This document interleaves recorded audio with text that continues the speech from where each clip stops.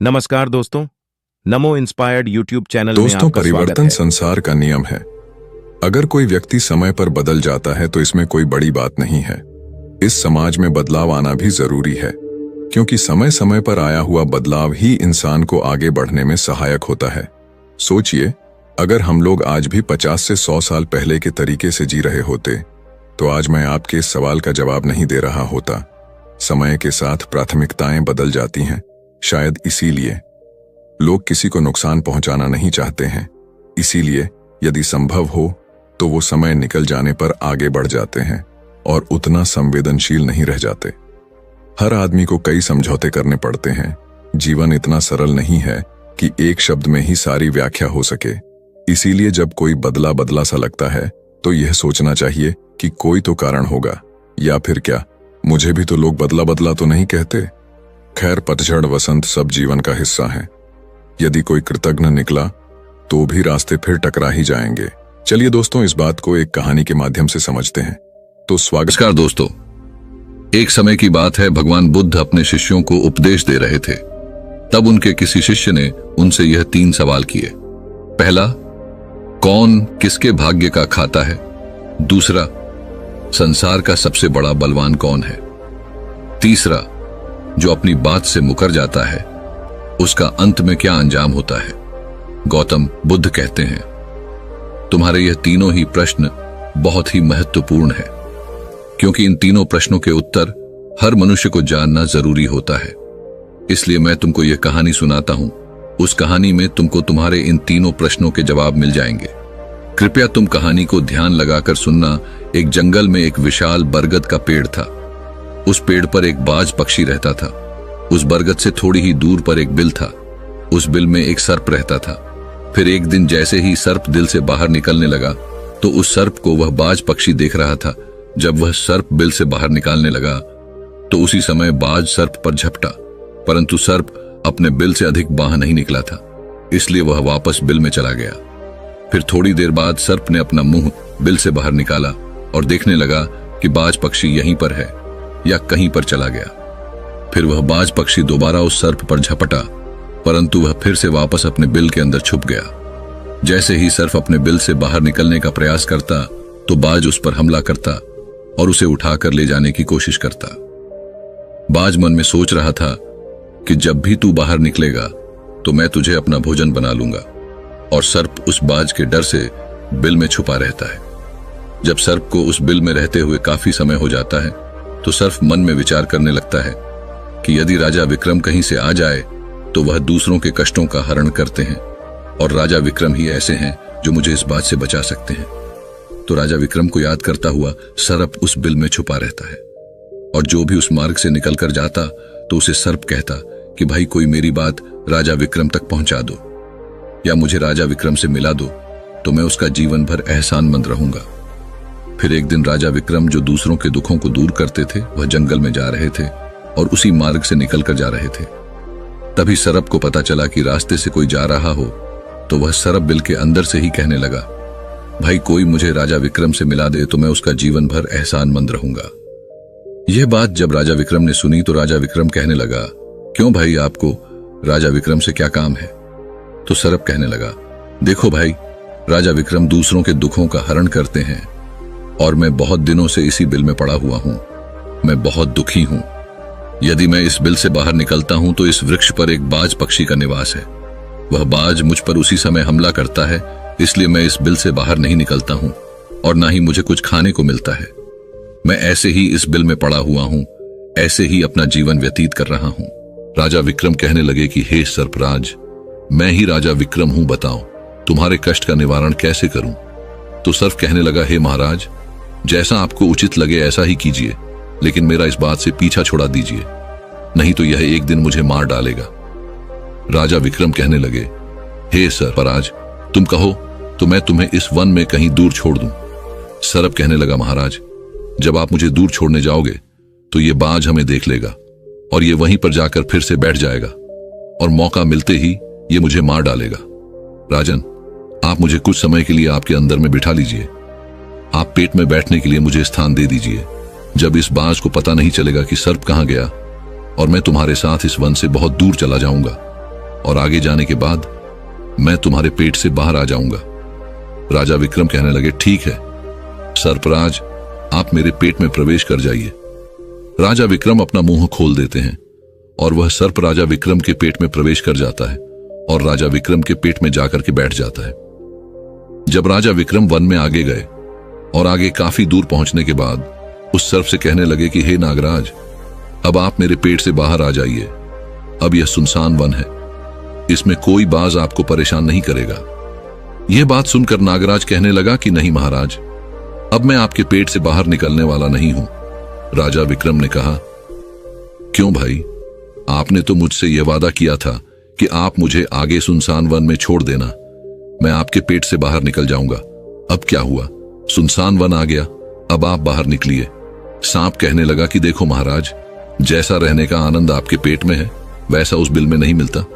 अब मैं तुम्हारे पेट से कभी बाहर नहीं निकालूं।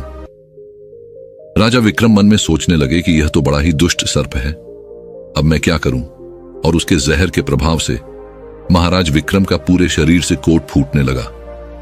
महाराज विक्रम के शरीर से कोट निकल आया। राजा विक्रम मन में सोचने लगे कि अब मैं यदि राजधानी को वापस जाऊंगा तो यह अभी संभव नहीं है, क्योंकि मैं इस वक्त कोढ़ी हो गया हूं और मुझे इसी वन में रहकर इस नागराज से भी छुटकारा पाना है। यह सोचकर महाराज विक्रम एक पेड़ के नीचे झोपड़ी बनाकर सो जाते हैं।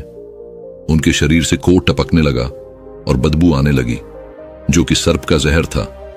सर्प कुंडली मारकर राज विक्रम के पेट में बैठा हुआ था। राजा विक्रम उस वन में पड़ी हुई एक कोढ़ी की हालत में है। अब इधर उन्हीं के समय एक प्रसिद्ध जनपद था। श्रावस्ती और श्रावस्ती नगरी के महाराजा थे ताम्रध्वज महाराज। ताम्रध्वज के 3 पुत्रियां थीं और राजा ताम्रध्वज बड़ा अहंकारी और बड़ा ही अभिमानी राजा था। फिर एक दिन उसने अपनी तीनों बेटियों से पूछा कि बताओ बेटियों, तुम किसके भाग्य का खाती हो। फिर उनमें से 2 बेटियां तो राजा के डर से कहती हैं कि पिताजी, हम तो आपके भाग्य का ही खाते हैं। परंतु उनमें से राजा की एक चित्ररेखा नामक बेटी थी। वह चित्ररेखा अपने पिता ताम्रध्वज कहती हैं कि नहीं पिताजी, मैं किसी के भाग्य का नहीं खाती हूं, मैं तो केवल अपने ही भाग्य का खाती हूं। उस बेटी की बात सुनकर राजा को बहुत क्रोध आया और राजा ने उसी समय नाई और ब्राह्मण को बुलाया और नाई और ब्राह्मण से कहने लगा कि री, इन दोनों बेटियों का रिश्ता तो आप किसी राजा के यहां करके आइए, और जो यह बड़ी वाली बेटी है इसका रिश्ता किसी कूड़ी कलंक की या जिसके हाथ पैर नहीं हो उसके साथ करके आइए। फिर राजा का आदेश मिलते ही नाई और ब्राह्मण उन तीनों बहनों का रिश्ता करने के लिए चल देते हैं। उन्होंने राजा की दोनों छोटी बेटियों का रिश्ता तो राजवंशों में कर दिया, परंतु तीसरी बेटी के लिए वर ढूंढते ढूंढते हुए उसी वंश से निकाल कर जा रहे थे जिस वन में राजा विक्रम अपनी झोपड़ी में कोड़ी के रूप में पड़े हुए थे। उनके शरीर से कोढ़ बह रहा था। तो राजा विक्रम को देखकर नाई और ब्राह्मण आपस में कहने लगे कि इससे अच्छा तो कोई व्यक्ति हमें नहीं मिलेगा, इसलिए इसके साथ ही राजा की लड़की का संबंध करके चलते हैं। फिर राजा विक्रम के साथ नाई और ब्राह्मण ने राजा ताम्रध्वज की लड़की चित्ररेखा का विवाह तय कर दिया और राजा ने भी बहुत जल्दी ही चित्रलेखा को उस वन में ले जाकर कि वहीं उस खड़ी राजा विक्रम के साथ उसका विवाह संपन्न कर दिया। राजा विक्रम जैसे महापराक्रमी राजा समय की चपेट में आ गए और एक कूड़ी का जीवन गुजार कर रहे थे। वह लड़की बड़ी पतिव्रता थी। वह अपने पति राजा विक्रम की सेवा करती थी और वह दोनों छोटी बहनें जो थीं वह बड़े बड़े राजाओं के घर में गई तो वह तो आराम की जिंदगी जी रही थी, लेकिन चित्रलेखा राजा विक्रम के साथ दुखी जीवन काट रही थी। कहते हैं जो अपने नियम और सिद्धांतों पर रहता है और जो धर्म का पालन करता है, ईश्वर हमेशा उसे सुखी रखना ही पसंद करता है। भगवान उसे हमेशा आनंद प्रदान करता है। इसलिए जब उस झोपड़ी में रहते रहते चित्ररेखा को राजा विक्रम के साथ बहुत दिन बीत जाते हैं तो उस झोपड़ी के पास एक पीपल का वृक्ष था और उस वृक्ष के नीचे एक दूसरा सर्प का बिल था। तो एक दिन विक्रम सो रहे थे और रात्रि का समय था और चित्रलेखा महाराज विक्रम की सेवा कर रही थी। उसी समय उस बिल से एक सर्प बाहर निकलता है और बाहर निकलकर जो राजा विक्रम के पेट में सर्प था उस सर्प से कहने लगता है, अरे दुष्ट, अपने वचन से मुकर गया। तूने तो महाराज विक्रम से कहा था कि मैं दूर वन में जाकर तुम्हारे पीठ से बाहर निकल जाऊंगा, और तो ऐसे परोपकारी राजा के पीठ में जाकर के बैठ गया। तुम्हारे जहर के कारण राजा के पूरे शरीर से कोढ़ निकाल आया। अरे तुझे शर्म नहीं आई कि तूने कितना गलत काम किया है? क्योंकि इतने समय में राजा विक्रम न जाने कितने ही जीवों का दुख दूर करते हुए सिर्फ आगे कहता है, यदि कोई सुन रहा हो तो मैं तेरे मरने का उपाय बताता हूं। यदि कोई गंगा जल लाकर के इस राजा को पिला दे तो तेरे उसी समय 100 टुकड़े हो जाएंगे और मल के रास्ते से बाहर निकल जाएगा। अब राजा के पेट के अंदर बैठा हुआ जो सर्प था वह दूसरे सर्प से कहने लगा कि तेरे जैसा भी मैंने कभी नहीं देखा। धन के खजाने पर कुंडली मारकर बैठा है। यदि यह धन मानव समुदाय के कल्याण के लिए लगाया जाता तो इससे न जाने कितने मानवों का भला होता। मैं भी तेरे मरने का उपाय बताता हूं। यदि कोई सुन रहा हो तो कोई पीपा तेल गर्म करके तेरे बिल में डाल दे तो उसी समय तो नष्ट हो जाएगा, और इस बिल वाले स्थान की खुदाई करेगा तो यहां पर अपार धन संपत्ति निकलेगी। उस बात को चित्रलेखा बड़े ध्यान से सुन रही थी। चित्रलेखा ने मन में विचार आया, यह राजा विक्रम है और इनके पेट में एक सर्प बैठा हुआ है। इस कारण महाराज के शरीर से कोढ़ निकाल रहा है। तो वह बेचारी चित्ररेखा एक आर्षि के आश्रम पर पहुंचती है और उन आर्षि से अनुरोध करती है कि महात्मा, मुझे एक गिलास गंगाजल की आवश्यकता है। आर्षि ने कहा, बे तुम कौन हो और गंगाजल का क्या करेगी? तो वह चित्ररेखा कहने लगी, हे मुनिवर, मैं राजा तमध्वज की बेटी चित्ररेखा हूं और मेरे पति के लिए मुझे दवा के रूप में गंगाजल चाहिए। उस आर्षि ने उसे एक गिलास गंगाजल दे दिया। अब चित्ररेखा गंगाजल लेकर जल्दी ही महाराज विक्रम के पास पहुंच गई और पहुंचकर महाराज विक्रम से कहने लगे कि महाराज, यह दवाई है, आपके कोढ़ को सही करने के लिए आप इसे ग्रहण कीजिए। राजा विक्रम उस गंगाजल को पी गए और जैसे ही राजा विक्रम ने उस गंगाजल का पान किया तो उस सर्प के उसी समय 100 टुकड़े हो गए। जो पेट में था वह सर्प नष्ट हो गया। वह धीरे धीरे राजा के शरीर से मल के रास्ते से बाहर निकल आया। अब तो राजा का कोढ़ धीरे धीरे सही होने लगा और कुछ ही दिनों में राजा का कोढ़ बिल्कुल सही हो गया। राजा का पूरा उपचार हो गया। राजा पहले की तरह स्वस्थ हो गए। अब राजा विक्रम से चित्ररेखा कहने लगी, हे महाराज, मैं एक स्त्री हूं, इस शहर में नहीं जा सकती हूं। आप शहर में जाइए और एक पीपा तेल का लेकर आ जाएं। राजा विक्रम कहने लगे कि चित्ररेखा, उस तेल का तुम क्या करोगी? चित्ररेखा ने कहा, महाराज, आप पहले तेल का पीपा लेकर आइए, फिर मैं आपको बताऊंगी। फिर चित्ररेखा की बात सुनकर राजा विक्रम बाजार में जाते हैं और वहां से एक पीपा तेल का लेकर आते हैं। फिर चित्ररेखा वहां आग जलाती है और उस आग पर उस तेल को गर्म करती है और गर्म करके उस सर्प के बिल में खाली कर देती है। जैसे ही उस बिल में वह गर्म तेल डाला गया तो सर्प की मृत्यु हो गई। राजा विक्रम से चित्ररेखा कहने लगी कि महाराज, स्थान को खोद दीजिए। फिर राजा विक्रम ने जब उस स्थान की खुदाई की तो वहां से अपार धन संपत्ति निकाली। चित्ररेखा कहने लगी, महाराज, देखिए, मैं जानती हूं कि आप जय नरेश राजा विक्रम हैं, परंतु मेरे पिता ने मेरा अपमान किया है और मुझे एक कोढ़ाई को दिया था, परंतु मैं मेरे भाग्य का खाती हूं, इसलिए इसी स्थान पर मेरे पिता का जो महल है उससे अच्छा महल बनना चाहिए। राजा विक्रम कहने लगी, चित्ररेखा, तुम कैसी बातें कर रही हो? हम नरेश हैं, भला यहां पर महल क्यों बनाएंगे? आप उज्जैन नगरी को चलिए।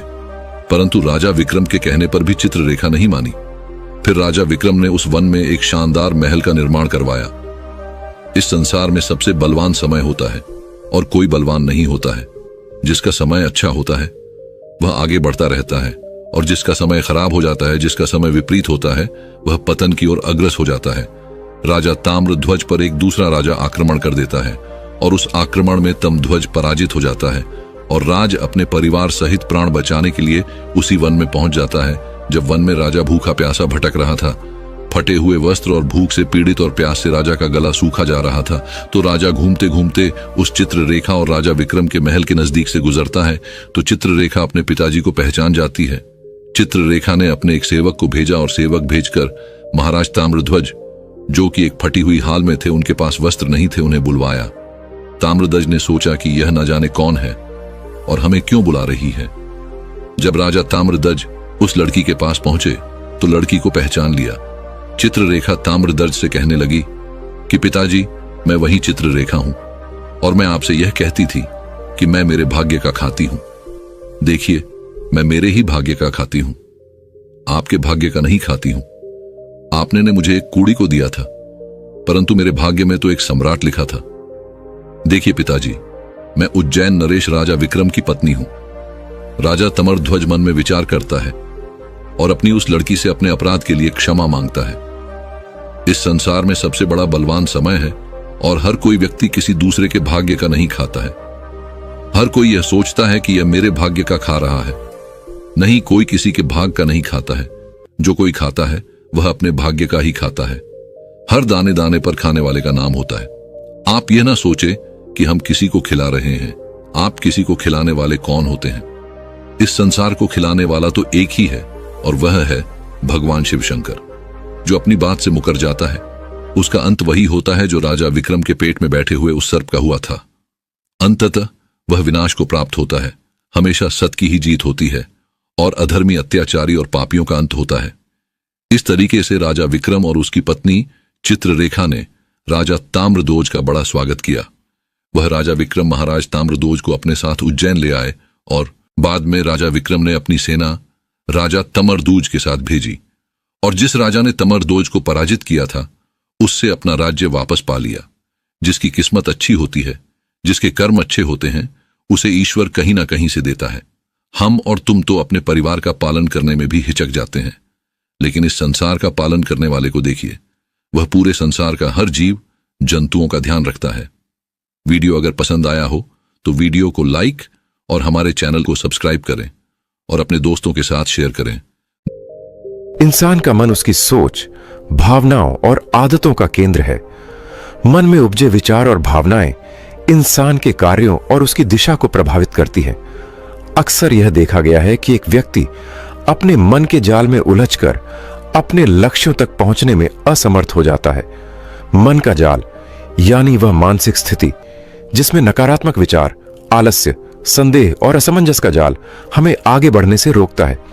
आइए विस्तार से समझते हैं कि कैसे मन इंसान को उसके लक्ष्य से भटकाता है और इस जाल से मुक्त होने का क्या उपाय हो सकता है। 1. अज्ञानता, अविद्या। बुद्ध के अनुसार अज्ञानता यानी सही ज्ञान की कमी हमें जीवन में आगे बढ़ने से रोकती है।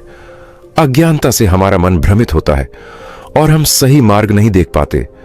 अज्ञानता के कारण हम अपने भीतर की सच्चाई से दूर हो जाते हैं और यह हमें सफलता पाने में सबसे बड़ी बाधा बन जाती है। उन्होंने कहा है 2. इच्छाओं का बंधन, तृष्णा।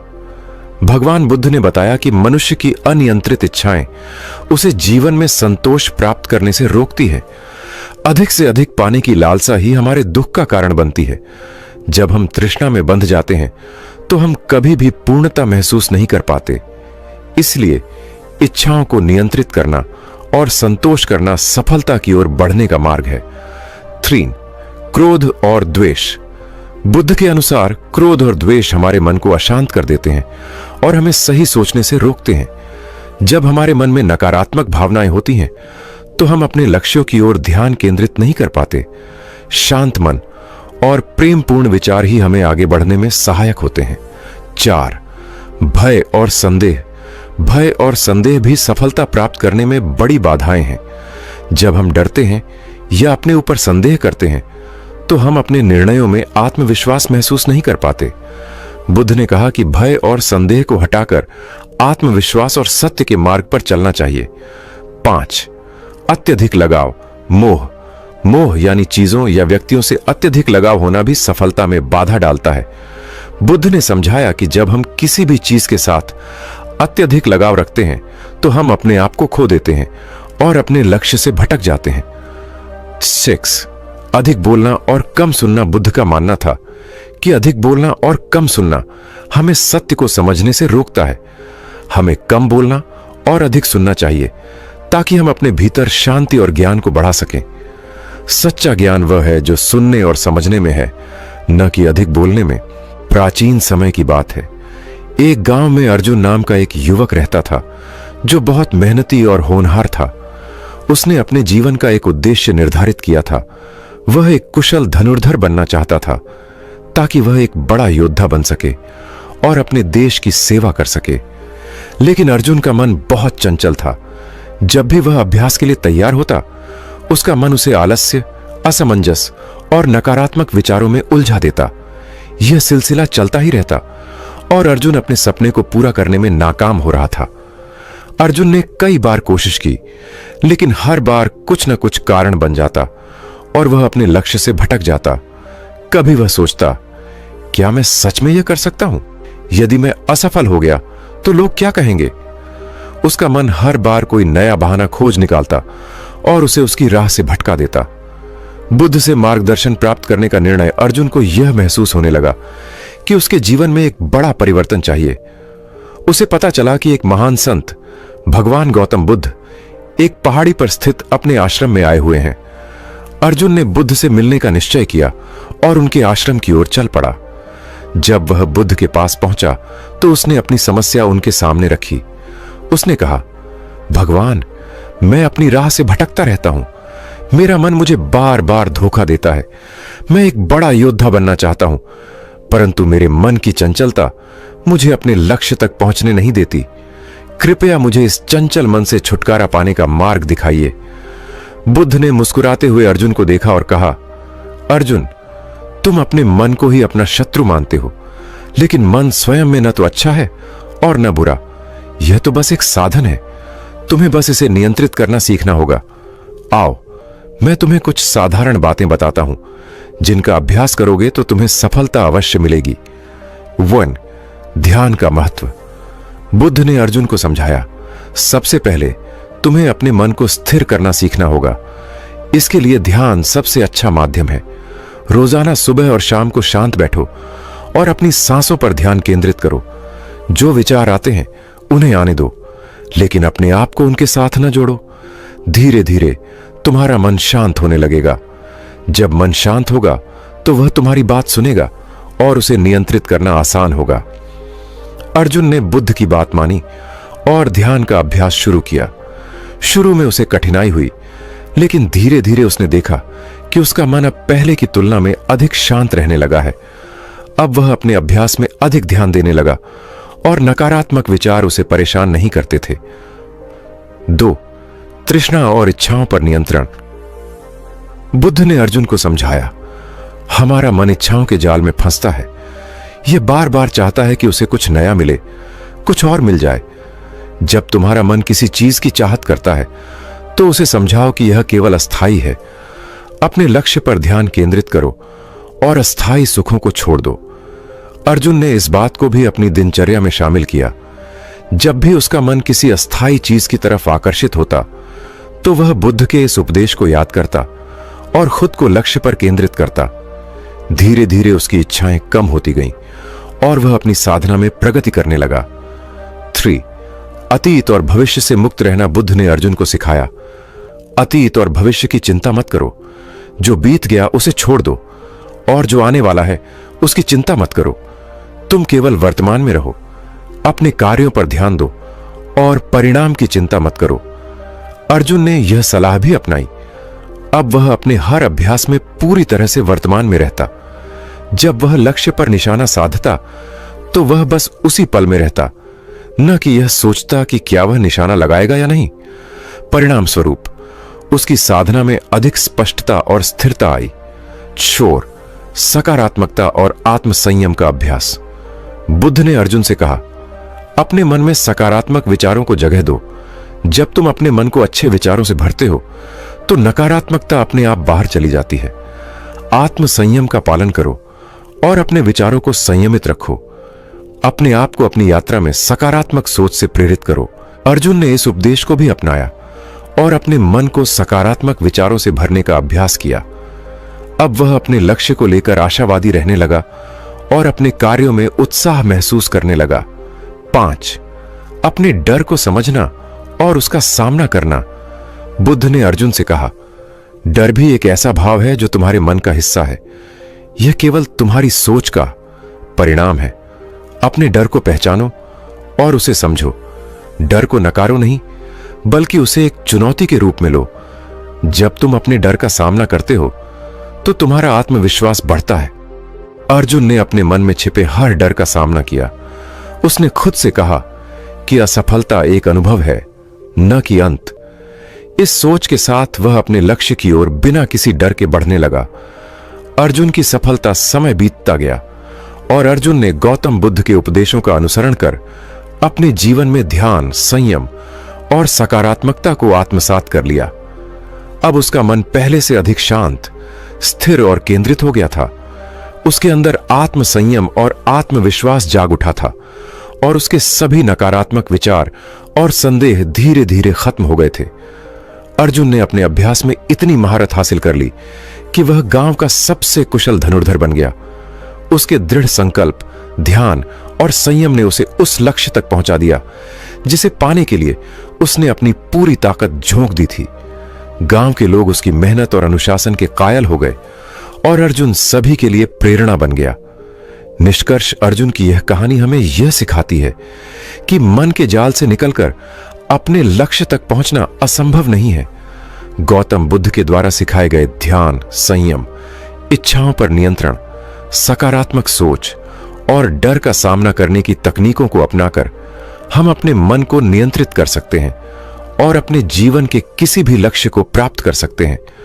भगवान बुद्ध का यह ज्ञान आज भी उतना ही मूल्यवान है जितना कि उस समय था। मन को नियंत्रित करके ही हम अपने असली उद्देश्य को प्राप्त कर सकते हैं और जीवन में सच्ची सफलता और शांति का अनुभव कर सकते हैं। एक बार की बात है, भगवान बुद्ध अपने शिष्यों के साथ एक छोटे से गांव में प्रवास कर रहे थे। वहां चारों ओर उनके ज्ञान की चर्चा थी। लोग उनके पास आते, अपनी समस्याओं का समाधान पूछते और बुद्ध अपनी सादगी और गहरे विचारों से उनका मार्गदर्शन करते थे। एक दिन एक व्यक्ति उनके पास आया जो बहुत दुखी और निराश था। उसकी आंखों में आंसू थे और दिल में बेतहाशा बेचैनी।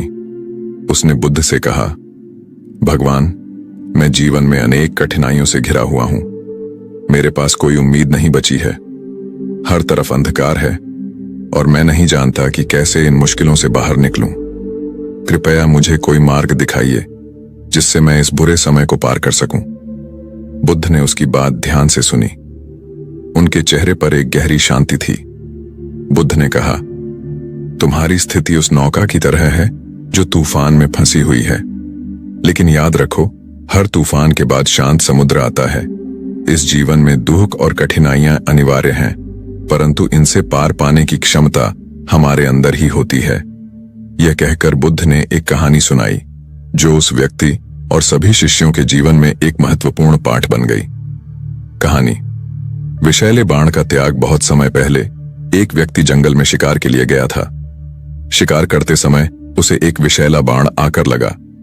वह व्यक्ति घायल हो गया और दर्द से चीखने लगा। उसे तुरंत सहायता की आवश्यकता थी। उसके मित्रों ने उसे जल्दी से डॉक्टर के पास ले जाने का प्रयास किया, लेकिन उस व्यक्ति ने डॉक्टर के पास जाने से पहले कहा, रुको, मुझे पहले यह जानना है कि इस बाण को किसने चलाया। वह कौन था? उसकी जाति क्या थी? वह कहां से आया था? मित्रों ने कहा, तुम्हारे पास समय नहीं है यह जानने का। पहले इस बाण को निकालने दो, नहीं तो जहर तुम्हारे पूरे शरीर में फैल जाएगा। लेकिन वह व्यक्ति अपनी जिद पर अड़ा रहा। वह तब तक नहीं माना जब तक कि उसने इन सब सवालों के जवाब नहीं जान लिए। पर जब तक उसे उत्तर मिले तब तक बहुत देर हो चुकी थी। जहर फैल चुका था और उसकी मृत्यु हो गई। बुद्ध का संदेश। बुद्ध ने उस व्यक्ति से कहा, जैसे उस व्यक्ति ने अपने जीवन की महत्वपूर्ण समस्या को अनदेखा कर सवालों में समय बर्बाद किया, वैसे ही हम भी जीवन की मुश्किलों में फंसकर सही समाधान की ओर ध्यान नहीं देते। दुख और कठिनाइयां हमारे जीवन का हिस्सा हैं, लेकिन उनसे जूझने की शक्ति भी हमारे अंदर ही होती है। जब तुम्हें बुरा समय आता है तब तुम्हें सवालों से नहीं बल्कि अपने मन की शांति से उस मुश्किल का सामना करना चाहिए। बुद्ध ने आगे कहा, इस संसार में दुख स्वाभाविक है, परंतु दुख का समाधान भी उतना ही स्वाभाविक है। जब तुम्हारे जीवन में बुरा वक्त आता है तो याद रखो कि हर परेशानी का हल तुम्हारे भीतर है। बस धैर्य और समझ से काम लो। कठिनाई में धैर्य का महत्व। वह व्यक्ति बुद्ध की बातों से प्रेरित हो गया। उसने अपने जीवन में धैर्य रखने का संकल्प लिया। बुद्ध ने उसे समझाया, हर बुरे वक्त के बाद अच्छा समय जरूर आता है।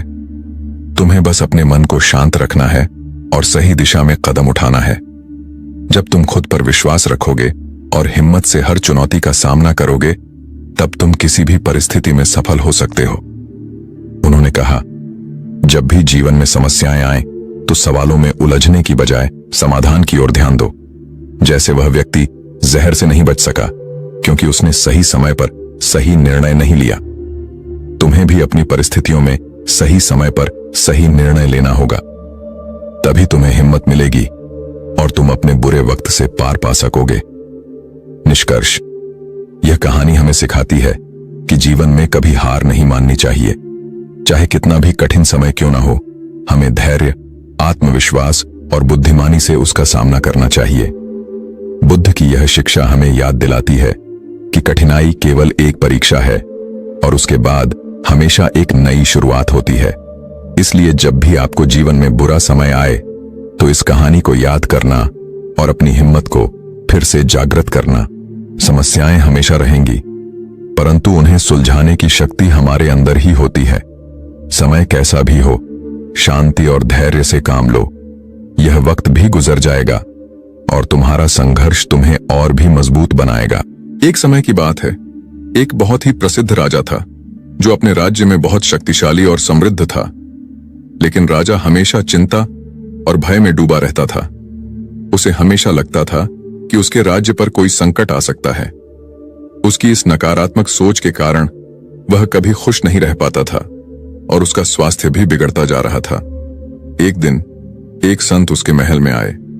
राजा ने संत से कहा, मुझे हमेशा चिंता रहती है कि मेरे राज्य पर कोई बड़ा संकट आ सकता है। मैं चैन से जी नहीं पा रहा हूं। क्या आप मुझे कोई उपाय बता सकते हैं? संत ने मुस्कुराते हुए कहा, राजा, यह संकट केवल तुम्हारे विचारों में है। जैसा तुम सोचते हो वैसा ही तुम्हारा जीवन बन जाता है। यदि तुम अपने विचारों को बदल लो तो तुम्हारी सारी चिंताएं समाप्त हो जाएंगी। राजा ने सोचा कि केवल विचार बदलने से कैसे जीवन बदल सकता है। संत ने उसे समझाया, तुम्हारे विचार ही तुम्हारे कर्मों को जन्म देते हैं और तुम्हारे कर्म ही तुम्हारे भाग्य को निर्धारित करते हैं। यदि तुम नकारात्मक सोचते रहोगे तो तुम्हारा जीवन भी नकारात्मक घटनाओं से भरा रहेगा। लेकिन अगर तुम सकारात्मक सोचते हो तो तुम्हारा जीवन सुखद और सफल हो जाएगा। राजा ने संत की बात मानी और अपने विचारों को बदलने का प्रयास किया। कुछ समय बाद राजा की सारी चिंताएं दूर हो गईं और उसका राज्य पहले से भी ज्यादा समृद्ध और शांतिपूर्ण हो गया। बुद्ध का संदेश। कहानी खत्म करने के बाद बुद्ध ने युवक से कहा, विचारों की शक्ति अद्भुत होती है।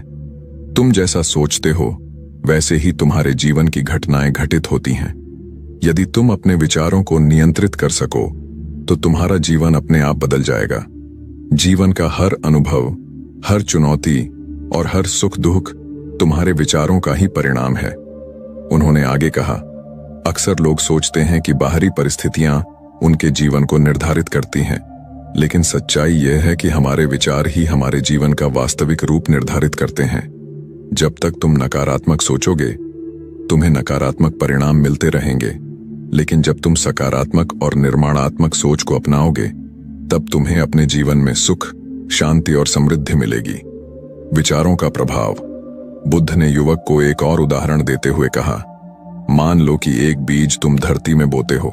यदि वह बीज अच्छा और स्वस्थ है तो उससे एक सुंदर पौधा निकलेगा, लेकिन अगर वह बीज सड़ा हुआ है तो पौधा भी कमजोर और बीमार होगा। तरह तुम्हारे विचार भी बीज की तरह होते हैं। जैसे तुम विचारों को अपने मन में बोते हो वैसे ही तुम्हारा जीवन बनता है। युवक ने बुद्ध की बात समझ ली। उसने महसूस किया कि उसे अपने नकारात्मक विचारों को छोड़कर सकारात्मक सोच अपनानी होगी, तभी उसका जीवन बेहतर होगा। सकारात्मक सोच की महत्ता। बुद्ध ने कहा, जीवन में जो भी समस्या, चुनौती या बाधा आती है उसका असली हल हमारे विचारों में छिपा होता है। जब तुम समस्याओं को सही दृष्टिकोण से देखोगे और उन्हें हल करने के लिए सकारात्मक विचारों को अपनाओगे तो तुम्हें समाधान मिल जाएगा। बुद्ध की यह शिक्षा सुनकर युवक के मन में शांति और प्रसन्नता आ गई।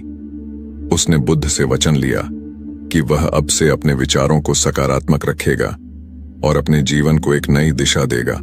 निष्कर्ष। गौतम बुद्ध की यह कहानी हमें यह सिखाती है कि हमारे विचार हमारे जीवन को आकार देते हैं। जैसा हम सोचते हैं वैसा ही हमारा जीवन होता है।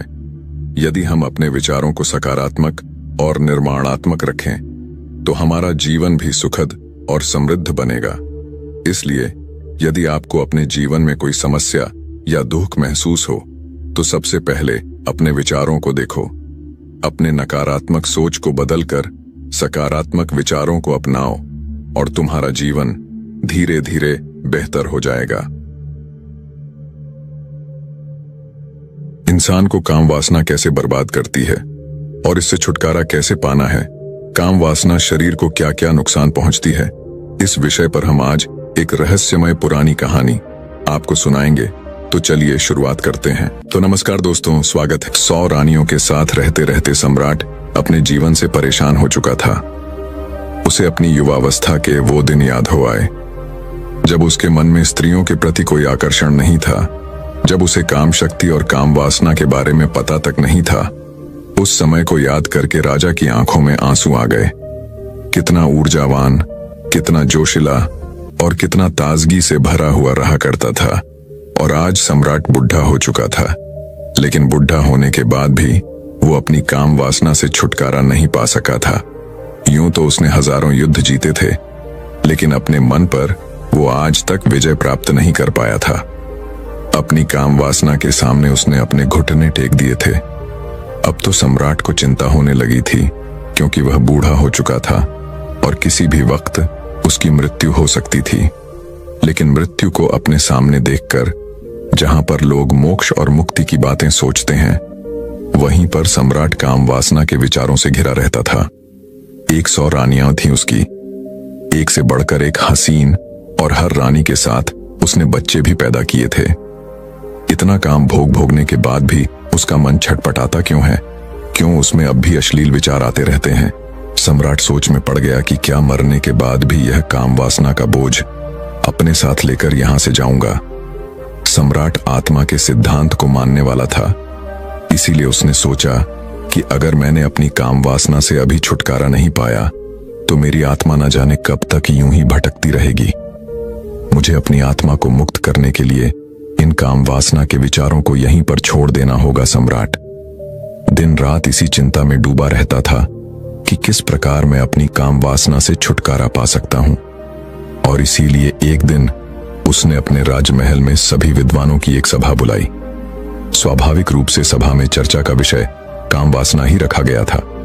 सम्राट ने अपने मंत्री से पूरे नगर में घोषणा करवा दी थी कि जो भी विद्वान राजा के मन को संतुष्ट कर पाएगा, वह पूरे जीवन काल के लिए राजा का सलाहकार बनकर रहेगा। इसीलिए नगर के सारे विद्वानों में एक होड़ लग गई थी।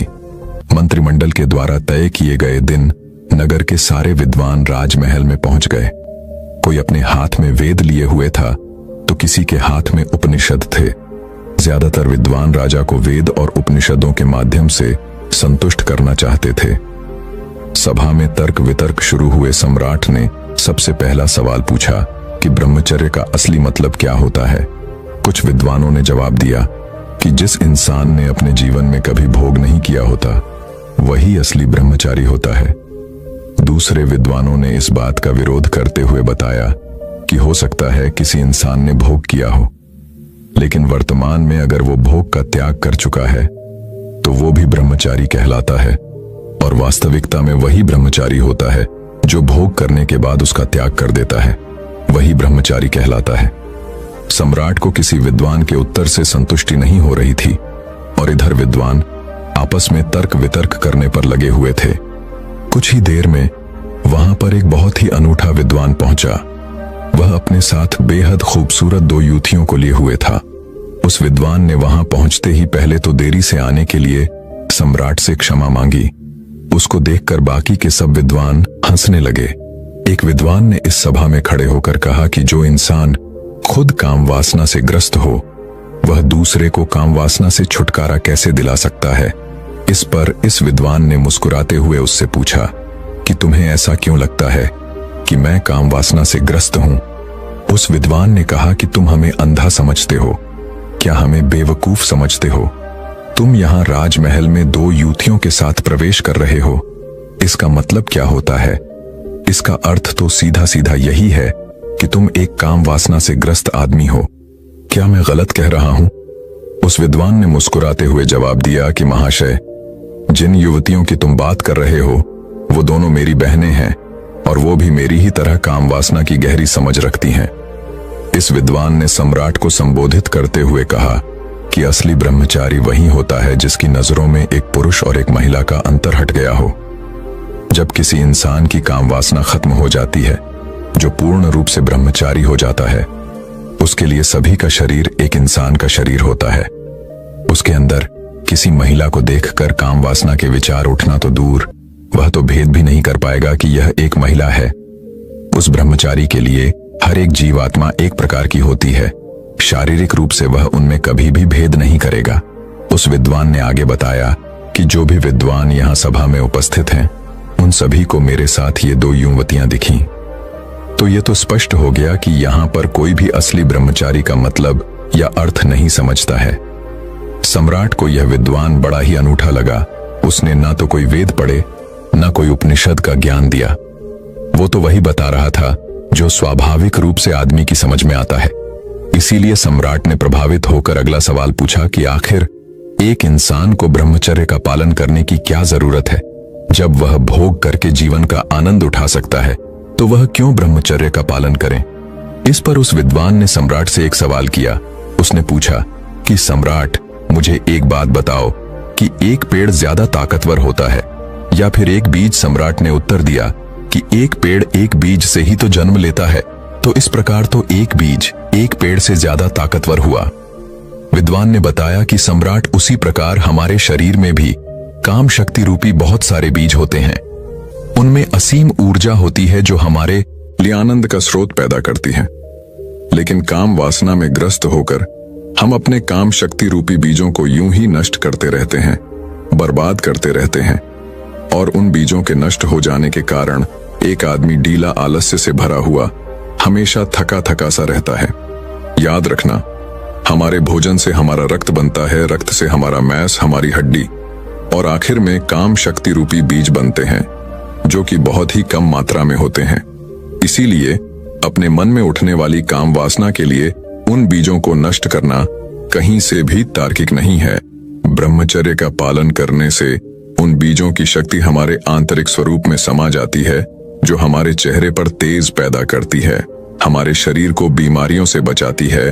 और यही काम शक्ति रूपी बीज जब ध्यान के माध्यम से एक ऊर्जा में परिवर्तित कर दिए जाते हैं, तो यही आनंद का स्रोत बन जाते हैं। सम्राट ने अगला सवाल पूछा, जो सम्राट के जीवन के लिए बहुत ही महत्वपूर्ण था। सम्राट ने पूछा कि काम वासना से छुटकारा किस प्रकार पाया जाए। विद्वान ने उत्तर दिया कि हे सम्राट, जो बुद्धिमान होता है वो यह जानता है कि काम वासना रूपी का पानी जो जितना ज्यादा पिएगा उतनी ही ज्यादा प्यास उसे लगेगी। उसकी प्यास कभी नहीं बुझेगी। इसलिए तो वो कभी इस काम वासना रूपी कुएं का पानी पीता ही नहीं। और अगर ग्रस्त जीवन होने के कारण मजबूरीवश उसे कभी इस कुएं का पानी पीना भी पड़ जाता है, तो वो सिर्फ एक कुएं का पानी पीता है। उस विद्वान ने राजा को संबोधित करते हुए कहा कि आपके जीवन में आपने 100 रानियों से शादी की, लेकिन आपने भी महसूस किया होगा कि जिसकी प्यास बुझनी होती है उसकी प्यास एक ही जगह पर बुझ जाती है, लेकिन जिसकी प्यास नहीं बुझनी होती, चाहे वो 100 स्त्रियों के साथ भोग कर ले, लेकिन फिर भी उसकी प्यास अधूरी रह जाएगी। विद्वान ने सभी को समझाते हुए आगे कहना शुरू किया कि अगर आपके जीवन का लक्ष्य स्पष्ट नहीं है तो आप सभी नाना प्रकार की भोग की वस्तुओं में गिर जाएंगे।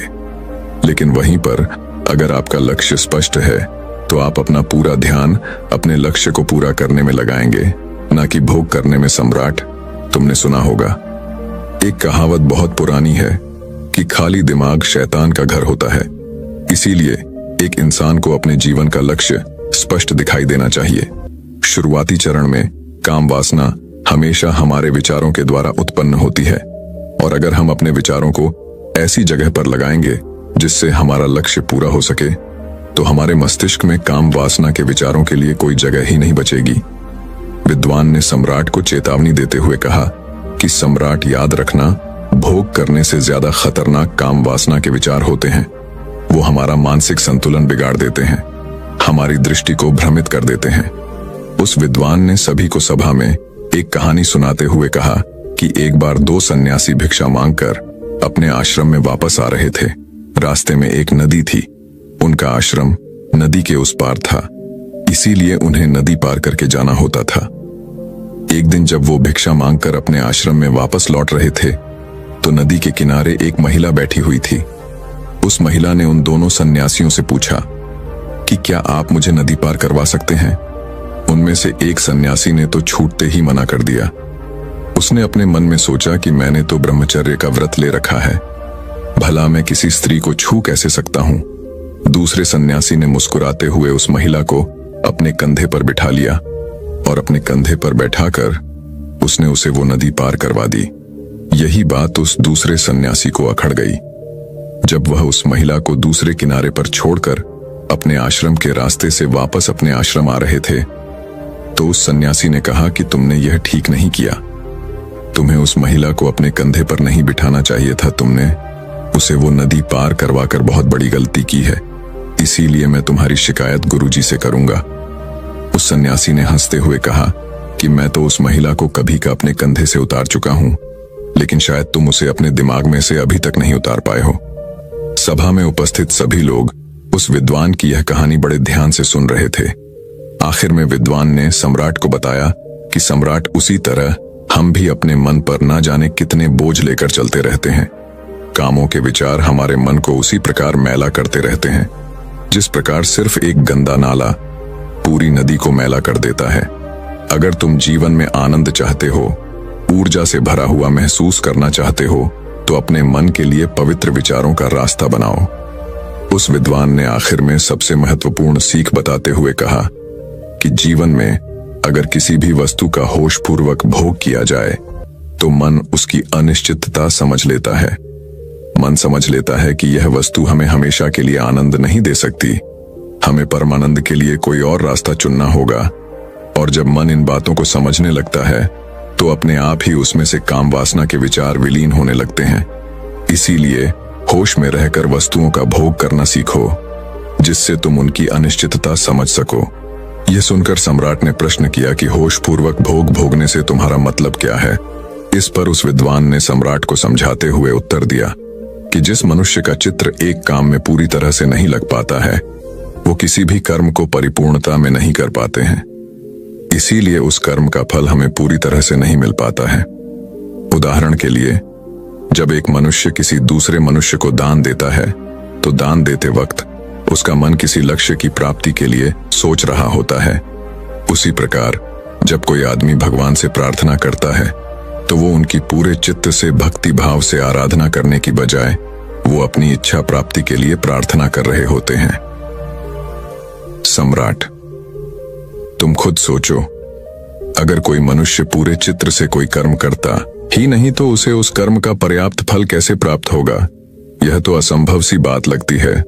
सम्राट, जो जीवन में घटित हो रहा है उसे घटित होने दो और आखिर में यही तुम्हें अंतिम सत्य तक पहुंचा देगा। लेकिन जो कुछ भी घटित हो रहा है उसमें तुम अपना पूरा चित्त लगाओ। पूरा चित्त लगाओगे तो तुम्हारा ध्यान वहां पर लगेगा, और जब तुम्हारा ध्यान वहां पर लगेगा तो वही काम होशपूर्वक होने लगेगा। जागते हुए कोई कर्म करने से बाद में पश्चाताप हो ही नहीं सकता। पश्चाताप तभी होता है जब हम सोए सोए कोई काम करते हैं, और उसी प्रकार हम सोए सोए ही सोच रहते हैं कि हमें काम वासना से छुटकारा पाना है। लेकिन यह सब संकल्प आदमी सोते सोते ही लेता है। जागृत अवस्था में संकल्प लेने की जरूरत ही नहीं पड़ती, क्योंकि खुली आंखों से जागते हुए कोई मनुष्य गलती कर ही नहीं सकता। इसीलिए काम वासना से छुटकारा पाने की बजाय यह सोचो कि तुम उसे होशपूर्वक जागते हुए कैसे भोग सकते हो, और एक बार जब तुम उसका होशपूर्वक भोग कर लेते हो तो उसके बाद तुम्हें खुद ही महसूस होगा कि यह कर्म तुम्हारे अंदर क्या बदलाव ला रहा है। अगर वह तुम्हारे अनुसार सही नहीं होगा, तुम्हें गलत लगेगा, तो तुम उसे वैसे ही छोड़ दोगे। तुम्हें संकल्प लेने की जरूरत ही नहीं पड़ेगी। लेकिन होश की स्थिति तक पहुंचने के लिए तुम्हें ध्यान का मार्ग अपनाना होगा। ध्यान करने से ही आदमी की निद्रा टूटती है, वह जागृत अवस्था में आता है, और जब वह जागृत अवस्था में आता है तो उसका चित्त एक काम पर पूरी तरह से लगने लगता है, और उसके बाद होशपूर्वक उस कर्म को करने के बाद उस कर्म की अन्यथता को हमारा मन अपने आप समझने लगता है। विद्वान ने अपनी बात को और गहराई से समझाते हुए समझाया कि सोए हुए इंसान को तो रास्ते पर पड़ा हुआ सांप भी दिखाई नहीं देता, वो भी उसे तब पता चलेगा जब वो सांप पर पैर रख देगा। और इसी प्रकार तो हर इंसान कार्य करता है। जब वो रास्ते पर चलता है तो अपने विचारों में, अपनी भविष्य की योजनाओं में उसका मन हमेशा उलझा रहता है।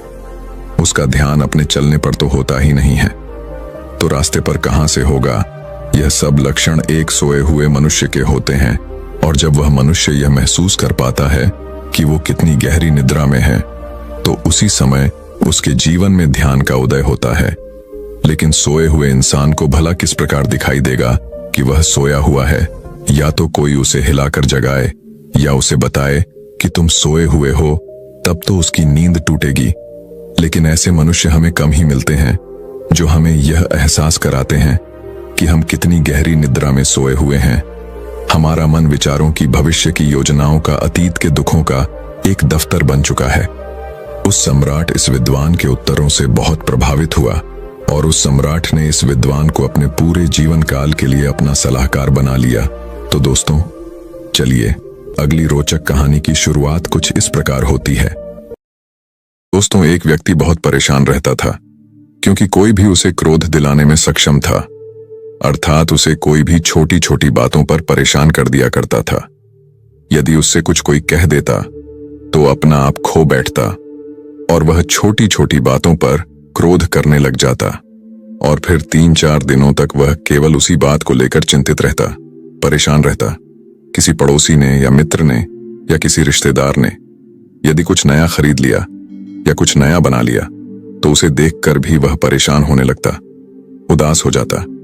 उसे हमेशा ऐसा ही लगता था कि वह चीज उसके पास होनी चाहिए, क्योंकि उसके भीतर ईर्ष्या की बहुत ही प्रबल भावना थी। और ईर्ष एक ऐसी भावना है जिसमें आपको कोई कुछ कहे या ना कहे, फिर भी आप खुद से ही परेशान रहने लगते हैं। और सबसे बड़ी समस्या तो तब उत्पन्न होती है जब जिससे आप ईर्ष्या करते हैं वही आपके सामने खड़ा हो और आपको उससे हंसकर बात करनी हो। ऐसे में आप ना चाहते हुए भी उससे हंसकर बातें करते हैं, और भीतर ही भीतर आप पूरी तरह से दुख के सागर में डूब जाते हैं। यह एक ऐसा दुख है जो आपको कोई नहीं देता, बल्कि आप खुद ही इस दुख के सागर में डूबते चले जाते हैं। या फिर इसे यूं भी कह सकते हैं कि आप खुद ही हैं जो इस दुख के सागर में खुद को ढकेल देते हैं। ठीक इसी तरह से वह व्यक्ति भी अपनी ईर्ष्या के कारण, अपने क्रोध के कारण हमेशा दुखी और अशांत रहता था। उसे हमेशा ऐसा ही लगता था कि उसके मित्र, उसके सगे संबंधी, उसके आस पड़ोस वाले जो भी चीजें खरीदते हैं वह केवल उसे दिखाने के लिए खरीदते हैं, उसे जलाने के लिए खरीदते हैं, ताकि उसे देखकर वह दुखी हो सके। भले ही उन सबके मन में ऐसा कुछ ना हो, लेकिन उस व्यक्ति ने उन सबके कुछ किए बिना ही उन सभी लोगों को मन ही मन अपना दुश्मन बना लिया था।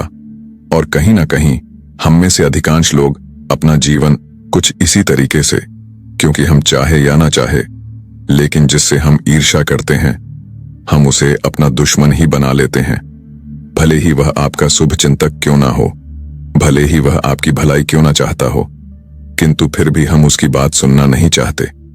हमें तो ऐसा ही लगता है कि वह हमारा दुश्मन है और हम उसका भला कभी नहीं चाहते।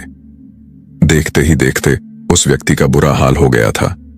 दिन बदन उस व्यक्ति के मन में क्रोध और ईर्ष्या का मानो सैलाब सा उमड़ने लगा था, और वह अपनी इन आदतों के कारण बहुत परेशान हो चुका था।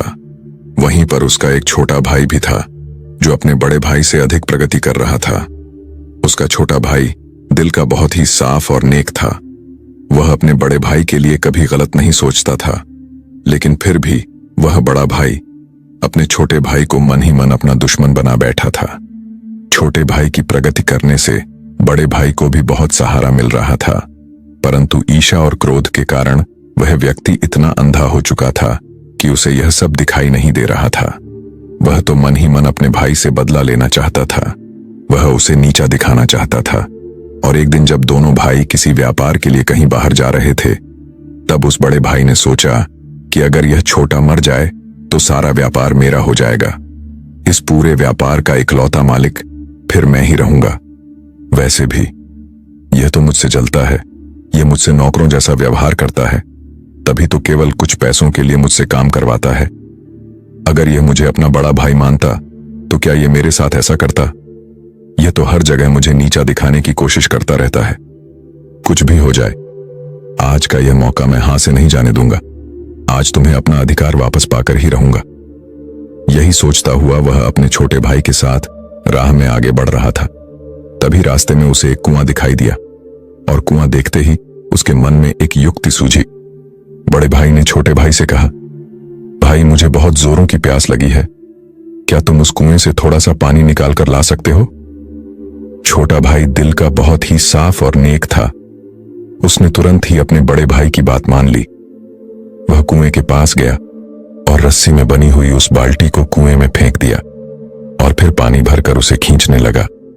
वह पानी से भरी उस बाल्टी को खींच ही रहा था कि तभी उस बड़े भाई के मन के भीतर का वह शैतान जाग गया और उसने इस मौके का फायदा उठाया। उसने अपने छोटे भाई को उस कुएं में धक्का दे दिया और बिना कुछ कहे वहां से चुपचाप वह वापस लौट गया। और जब वह घर लौटा तो सभी ने उससे उसके छोटे भाई के बारे में पूछा। इस पर वो रोते हुए उन सभी को जवाब देते हुए कहता है, हम सभी जंगल के रास्ते से होकर जा रहे थे, तभी एक शेर ने अचानक छोटे भाई पर हमला कर दिया। मैंने उसे बचाने की बहुत कोशिश की, लेकिन मैं उसे बचा ना सका। वह शेर मेरे छोटे भाई को मारकर खा गया। इतना कहकर वह फूट फूट कर रोने लगा और सभी ने उसकी बातों पर यकीन भी कर लिया। देखते ही देखते दिन बीतने लगे और अब सारा का सारा व्यापार वह बड़ा भाई संभालने लगा। परंतु व्यापार की जितनी समझ उसके छोटे भाई में थी, उसकी तनिक भर भी उस बड़े भाई में नहीं थी। अर्थात उसे व्यापार करना बिल्कुल भी नहीं आता था और इसी कारणवश उसने सारा का सारा व्यापार कुछ ही महीनों में बर्बाद कर दिया और कर्ज के कारण अब सब कुछ बिकने पर था। तभी एक दिन वह एकांत में बैठा हुआ था और उसे अपने छोटे भाई की याद आने लगी। वह मन ही मन सोचने लगा कि आखिर मैंने अपने छोटे भाई के साथ ऐसा क्यों किया। मैंने उसे कुएं में ना ढके होता तो आज ये सब ना होता, वह सब कुछ संभाल लेता। उसे तो व्यापार करना बहुत अच्छी तरह से आता था। वह यह सब सोच ही रहा था कि तभी अचानक उसे अपनी आंखों के सामने उसका छोटा भाई नजर आया, जो धीरे धीरे उसकी तरफ बढ़ रहा था। उसे देखकर पहले तो उसे यकीन नहीं हुआ, लेकिन कुछ देर बाद उसने छुपकर उसे देखा। उसे जाना तो उसे पता चला कि वह उसका छोटा भाई ही है।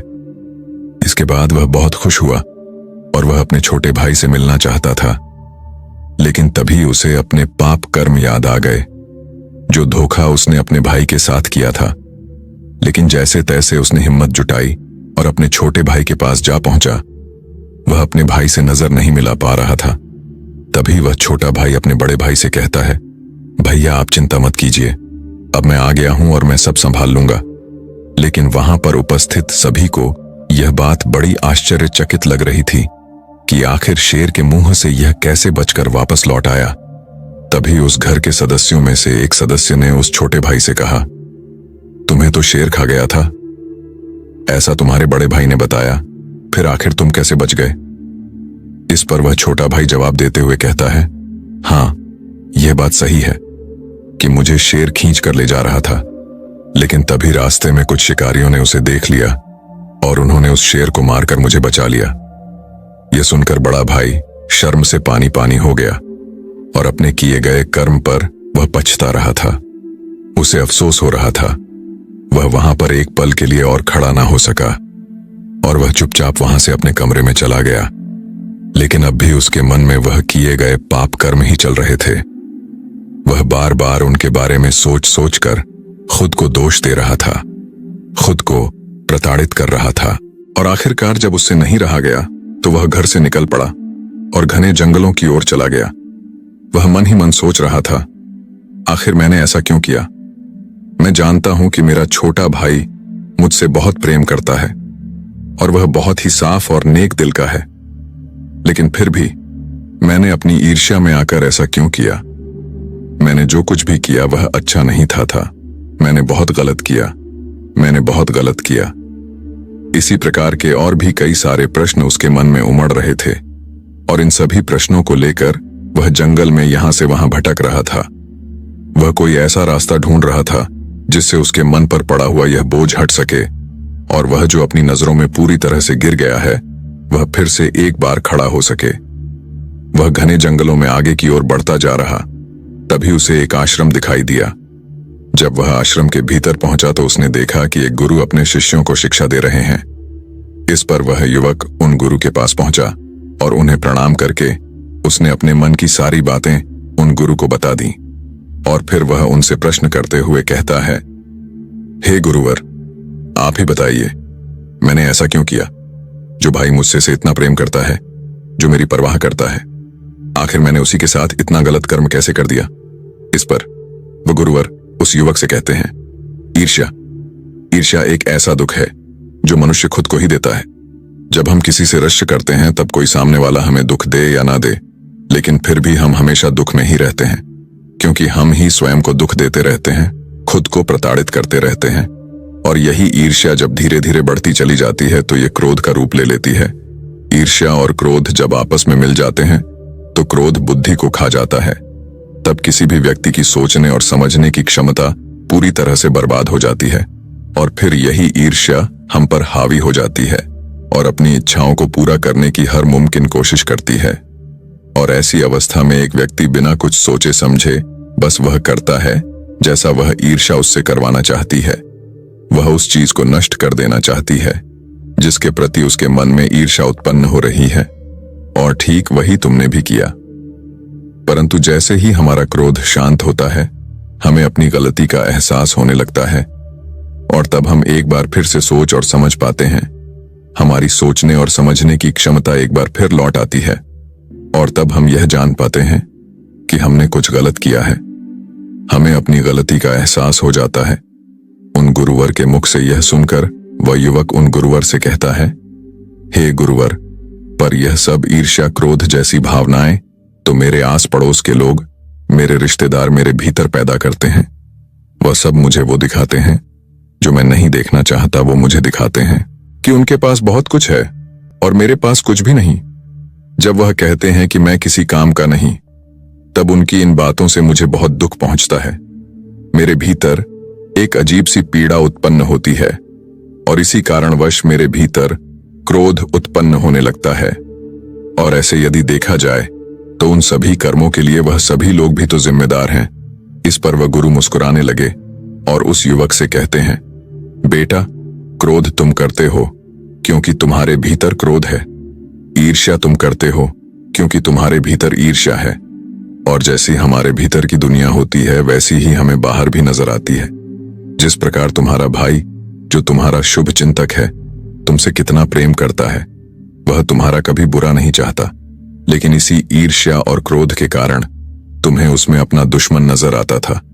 इस पर वह यूं उन गुरुवर की बात काटते हुए कहता है, परंतु गुरुवर, यदि जब मुझे कोई ईर्ष्या दिलाएगा ही नहीं, मुझे जब कोई क्रोध दिलाएगा ही नहीं, तो मेरे भीतर क्रोध और ईर्ष्या कैसे उत्पन्न होगी? इन सभी पाप कर्मों के जिम्मेदार तो वही लोग हैं ना।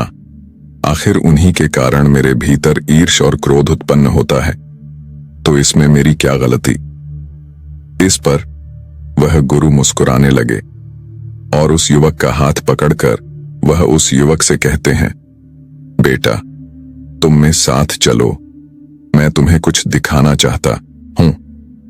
इतना कहकर वह गुरु उस व्यक्ति का हाथ पकड़कर उसे एक कुएं के पास ले जा पहुंचे और उस युवक से कहते हैं, बेटा, आगे बढ़ो और इस कुएं से एक बाल्टी पानी भरकर निकालो। उस युवक ने उन गुरुवर की बात मान ली। उसने रस्सी से बंधी हुई उस बाल्टी को कुएं में गिरा दिया और पानी निकालने की कोशिश करने लगा।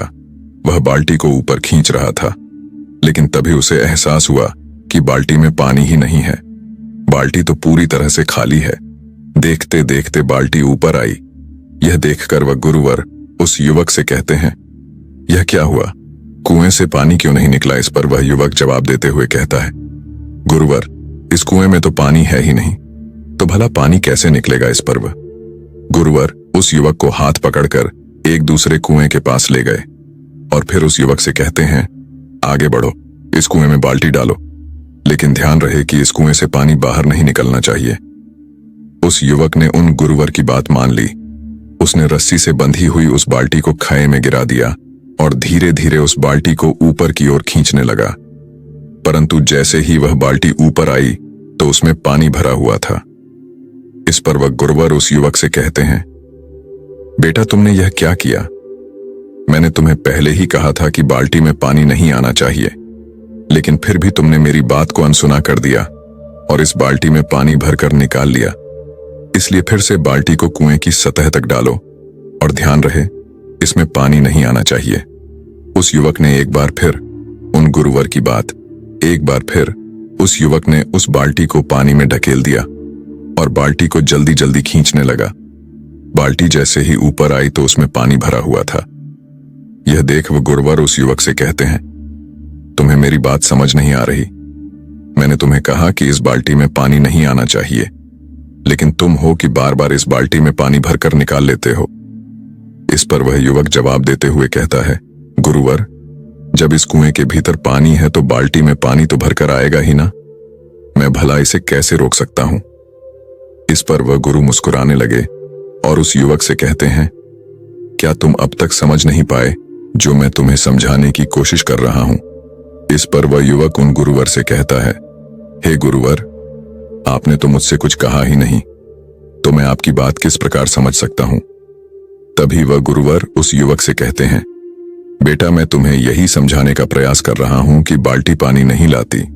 बाल्टी वह चीज बाहर लेकर आती है जो कुएं में हो, अर्थात कुएं में पानी होगा तो वह बाल्टी पानी जरूर लेकर आएगी, और यदि कुएं में पानी नहीं होगा तो उस बाल्टी में कुछ भी नहीं आने वाला, वह बाल्टी खाली ही ऊपर आ जाएगी। ठीक इसी प्रकार तुम्हारे मन के कुएं में अगर ईर्ष्या और क्रोध भरा हुआ है तो तुम्हें यदि कोई कुछ जरा सा कह देगा तो वह अवश्य बाहर आ ही जाएगा, अर्थात जो तुम्हारे भीतर है वही बाहर आएगा। और अगर तुम्हारे मन के भीतर ना क्रोध है ना ईर्ष्या है तो चाहे कोई कितनी भी बाल्टी तुम्हारे मन में क्यों ना डाल दे, बाल्टी हमेशा खाली ही बाहर आएगी। ऐसी अवस्था में चाहे सामने वाला तुम्हें कुछ भी क्यों ना कहे, चाहे कितने भी अपशब्द ही क्यों ना कह दे, तुम्हारे भीतर कुछ है ही नहीं तो बाहर कहां से आएगा। अर्थात यदि तुम्हारे भीतर ईर्ष्या होगी तभी तुम ईर्ष्या कर सकोगे, तुम्हारे भीतर यदि क्रोध होगा तभी तुम क्रोध कर पाओगे। इसलिए किसी से दूसरे को दोष देना कहां तक उचित है। बाल्टी चाहे कितना भी प्रयास क्यों ना कर ले कि वह कुएं से पानी निकाल ले, किंतु अगर कुएं में पानी नहीं होगा तो वह पानी नहीं निकाल सकती, और यदि कुएं में पानी है तो पार्टी कितनी भी कोशिश क्यों ना कर ले, वह पानी बाहर लेकर ही आएगी। उन गुरु की यह बात सुनकर उस व्यक्ति की आंखों में आंसू आ गए। वह युवक उन गुरुवर के सामने नतमस्तक हो गया और उनसे कहने लगा, हे गुरुवर, मैं आपकी बात अच्छी तरह समझ चुका हूं। यह पाप कर्म मेरे हाथों ही क्यों हुआ, इसे मैं अच्छी तरह से जान चुका हूं। इसमें मेरे भाई या किसी और की कोई गलती नहीं है। मैं ही ईर्ष्या और क्रोध से भरा हुआ हूं और इसी कारण बार बार मुझसे गलतियां होती रहती हैं। परंतु हे गुरु, क्या आप मुझे इसका कोई उपाय बता सकते हैं? क्या आप मुझे कोई ऐसा मार्ग दिखा सकते हैं कि मैं इसे सुधार सकूं? मैं अपनी नजरों में एक बार फिर से ऊपर उठना चाहता हूं। क्या आप मुझे कोई राह दिखा सकते हैं? इस पर वह गुरुवर उस युवक से कहते हैं, बेटा, इसका केवल एक ही मार्ग है और वह है अपनी गलती मानकर, अर्थात माफी मांगकर, और इसके बदले में तुम्हें जो भी मिले उसे स्वीकार करो। तभी वह युवक उन गुरुवर से कहता है, परंतु हे गुरुवर, यदि मैंने सबको यह सच सच बता दिया कि मैंने अपने छोटे भाई के साथ क्या किया था, तो वे लोग तो मुझसे नफरत करने लगेंगे। वे सभी लोग तो मेरी शक्ल तक देखना नहीं पसंद करेंगे। तभी वह गुरुवर उस युवक को समझाते हुए कहते हैं, बेटा, लोग तुमसे नफरत करेंगे, यह कोई बड़ी बात नहीं है, किंतु जरा एक पल के लिए यह सोच कर देखो, क्या तुम कभी अपने आप को अपनी नजरों में माफ कर पाओगे? क्या तुम कभी अपनी नजरों में फिर एक बार ऊपर उठ सकोगे? क्या तुम एक बार फिर से उसी तरह से जी सकोगे? और गुरुवर के मुख से यह सारी बातें सुनकर वह युवक फूट फूट कर रोने लगा। वह अपनी गलती समझ चुका था। उसने उन गुरुवर का धन्यवाद किया और वापस अपने घर लौट आया। घर लौटकर वह अपने छोटे भाई के पास पहुंचा और उसने सभी लोगों को इकट्ठा किया और सबके सामने उसने अपने छोटे भाई से माफी मांगी, और उसने जो कुछ भी किया था उसने वह सब कुछ सबको सच सच बता दिया। उसके मुख से यह सारी बातें सुनकर वहां पर उपस्थित सभी लोग बहुत क्रोधित हो उठे। सभी लोग उसे दोषी ठहराने लगे, परंतु उसका छोटा भाई, उसने तुरंत ही अपने बड़े भाई को गले से लगा लिया और कहने लगा, भैया, आप ऐसा क्यों कह रहे हैं? आपको तैरना नहीं आता था इसलिए आप कुएं में नहीं उतरे, और रही बात उस कुएं में गिरने की, वो तो मेरा पैर फिसल गया था, इसलिए मैं अचानक कुएं में जा गिरा। आपने तो लोगों को मदद के लिए बुलाया भी था। आप जब लोगों से मदद मांग रहे थे तो उस कुएं में मैंने आपकी आवाज सुनी थी, इसलिए आपको किसी से माफी मांगने की कोई जरूरत नहीं। आपने जो कुछ भी किया वह सब कुछ ठीक है। अपने छोटे भाई के मुख से यह सुनकर उस व्यक्ति की आंखों से आंसू रुक नहीं रहे थे। उसने तुरंत ही अपने दोनों हाथ जोड़े और अपने छोटे भाई के सामने नतमस्तक हो गया। यदि एक छोटा भाई तुरंत ही अपने घुटनों पर आ गया, उसने अपने बड़े भाई को एक बार फिर से गले लगाया और उनका हाथ पकड़कर वह वहां से चल पड़ा। दोस्तों, ईर्ष बहुत खतरनाक है। यह रिश्तों में एक ऐसी आग लगा देती है जो सब कुछ बर्बाद करके ही बुझती है। इसलिए यदि आपके भीतर भी कहीं ना कहीं ईर्ष की अग्नि जल रही है तो इसे शांत करने की कोशिश करें, इस पर नियंत्रण पाने की कोशिश करें। अन्यथा आप चाहे या ना चाहे, किंतु यह अग्नि सब कुछ राख करके ही छोड़ेगी।